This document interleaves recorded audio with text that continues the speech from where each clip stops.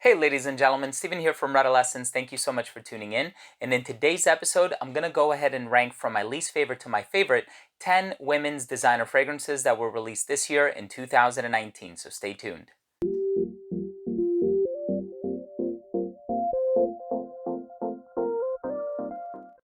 So I was on basenotes.com. For those of you who don't know, it's an online fragrance forum, and I clicked the advanced search option in their fragrance directory, and I expanded the list. I typed in the year 2019, and I limited it to women's fragrances that were released in that year and this year, and there was a really large list that was populated, and a lot of them, truth be told, were flankers. And so it's always a little disappointing to see that you always hope for like a new release, but a lot of these flankers are pretty good. And so most of this list is flankers, but we do have some original releases in here as well. I'm very excited to share them with you. Also, do take note that I don't own every single fragrance in this list. I have one carded sample, which is actually the number 10 spot, and I'll tell you why it didn't make its way a little bit higher up in this list. A lot of the fragrances in this list I also purchased for my wife. She doesn't wear all of them, but I do wear some of them because despite the fact that they are marketed for women, I do find them to be unisex, and that's not the case for all of them. Some of them are a little bit too floral for my taste, but I'll go ahead and let you know what I think of each one as we go throughout the list. So let's go ahead and start it off with the number 10 fragrance in this list. And like I said, this is one that I do not own a bottle of. And this one is by Azzaro, and it's called Wanted Girl.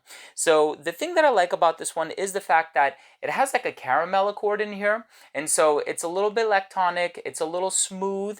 It has a sweetness that I really enjoy, but I actually paired it up with a Paco Rabanne fragrance that was released this year as well, which is called Lady Million Empire.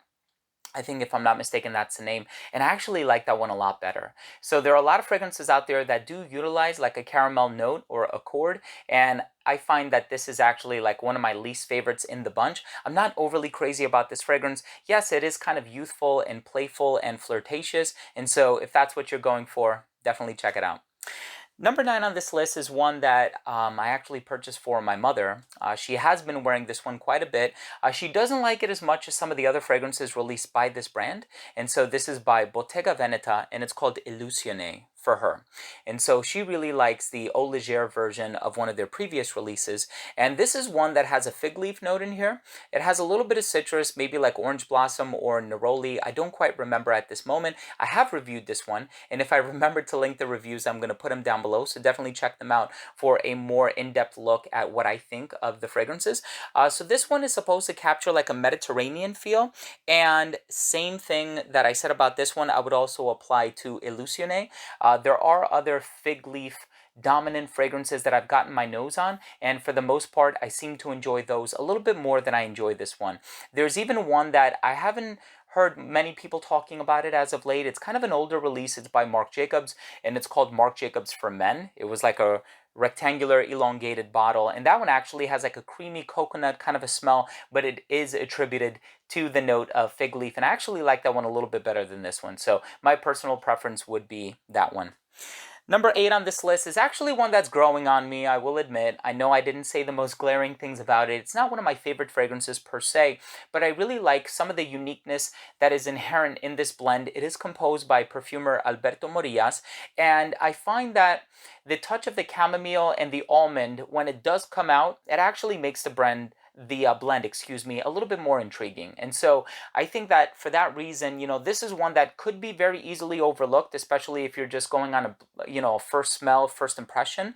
I think once you give it a chance to really warm up on your skin, you'll see that it's not just this smooth CK1 style of a fragrance that a lot of people are making it out to be. And so this one by Gucci is called Mémoire d'une odeur, which means the memory of an odor or the memory of a smell. And so this one is rather smooth.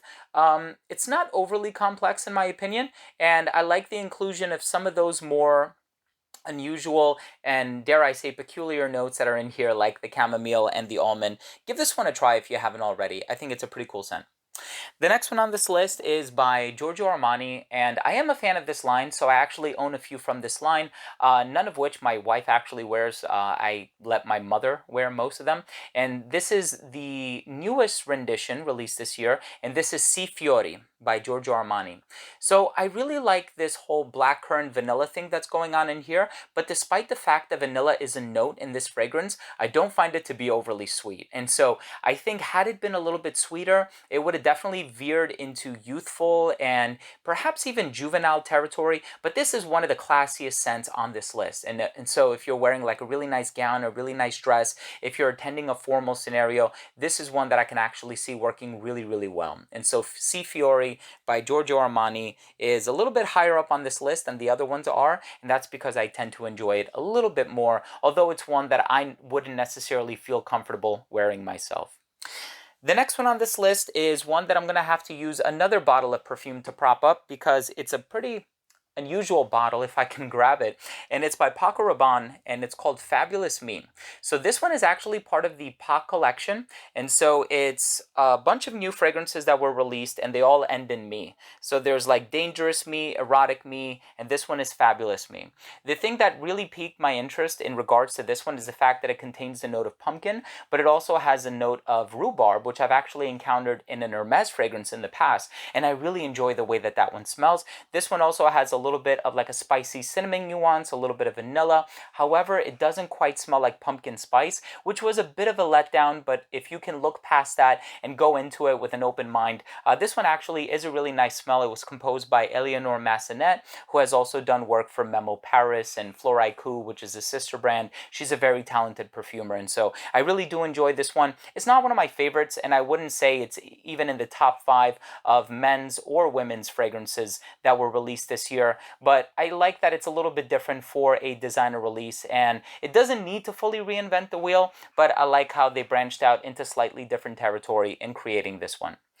Now we're getting into the top 5. All 5 of these I find to be really solid releases for 2019. Hopefully you had an opportunity to try some of the top 5. If you're still watching this video, I would love it if you could support by clicking the subscribe button down below. And if you want to wait until the end of the video so that I can provide value first, feel free to do that as well. So the number 5 fragrance in this list is a fruity floral. It does utilize the note of pear, which is a note that we've seen from time to time, especially in a Jimmy Choo fragrance, which was released quite a while ago. I believe it was composed by Olivier Polge. I own that one as well, and I've had a chance to review it. But this one is not an overdose of pear, and it's a nice balance of the floral ingredients, but also the fruity notes. And so this one is really smooth, and believe it or not, it's actually one of the strongest fragrances on this list, and so the longevity on this one is pretty good. So this one by Dolce & Gabbana is called Dolce Peony.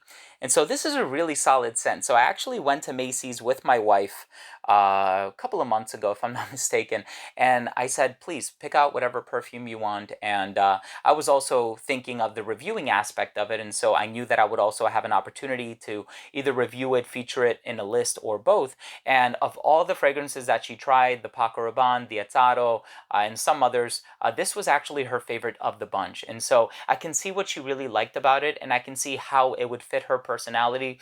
This one is definitely a little bit more on the youthful side, and so if perhaps you're in high school or you're in college, or honestly anybody can wear it, these are just recommendations, right? But I think that because of the fact that it doesn't have aldehydic notes or overly strong floral ingredients, this is one that could perhaps be worn a little bit on a youthful scale, and so definitely check this one out if you're a little bit younger. This is one that I would recommend. The next one on this list is one that came out a while ago, but of course this is the intense version. And truth be told, I always found the regular version to be rather intense, and so I can see what they did with this one in amplifying some of the gourmand notes. And it also has a note of coffee, which is not an overly realistic coffee note, so perhaps that could have been an improvement for this one. This was a collaborative effort among a bunch of different perfumers. Among them, I believe, is Olivier Cresp, who has done Angel by Mugler, and so he's a super talented perfumer. And this one by Yves Saint Laurent is Black Opium Eau de Parfum Intense. Do I prefer this over the original? I think I do. The original is a little bit more diffusive, and so if you're looking for something to not necessarily last as long, but to be a little bit louder, and so you're going to get noticed while you wear it, definitely go with the original. If you're looking for something that is not as loud, it lasts a bit of a longer time, and it has more of a spotlight and more of an emphasis on the sweeter notes in there, like the vanilla, definitely check this one out. And getting into the top three, all three of these fragrances are really wonderful fragrances. I really can't speak highly enough about them. One of them, unfortunately, is a limited edition release. And so while you can find it, especially if you wait just a little bit longer, I'm sure you'll be able to find it at a discount, which is obviously the best time to buy it. I don't like paying retail on fragrances. If I can find a deal, of course, I will always go for the deal. But basically, the one that I'm talking about is this one. And this is actually my wife's favorite of all the ones in this list, despite the fact that on this particular day, she really liked this one. But this is by Dolce & Gabbana as well, and it's called Light Blue Sun. So Light Blue is a cash cow. They've made a lot of money off both the women's version and the men's version. It is one of the best-selling fragrances out there.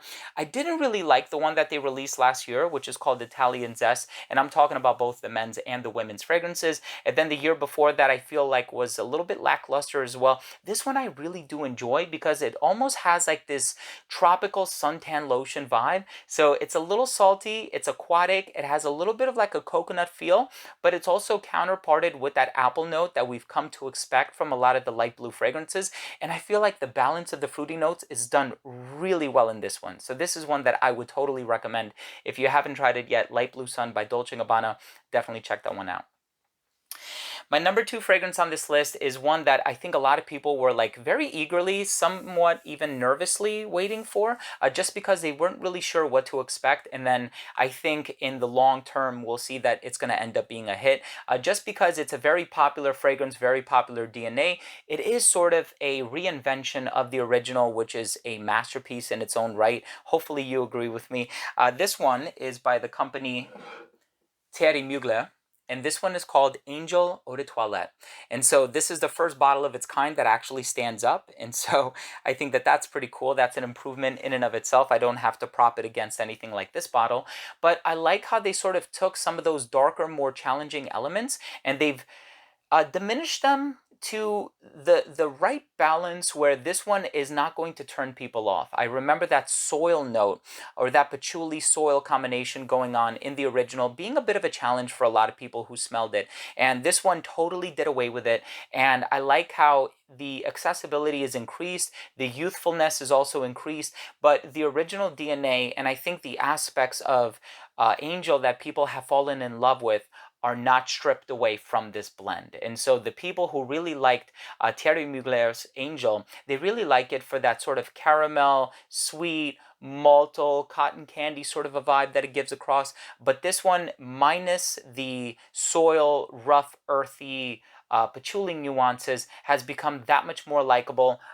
Personally, I love the original. I think it's a stellar composition by Olivier Polge. He's actually, Olivier Cresp.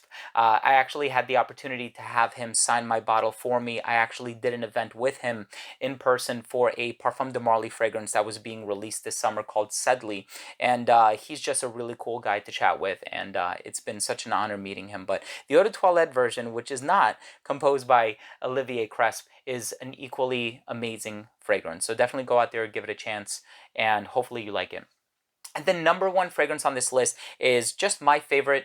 This is the one that resonates with me the most. This is the one that, in my opinion, is the most interesting release of 2019. It's one that I found a little bit strange when I first smelled it, but the more time you spend with it, the more you see that it's actually a really nice fragrance. And this one by the company Tom Ford, it's called Metallique.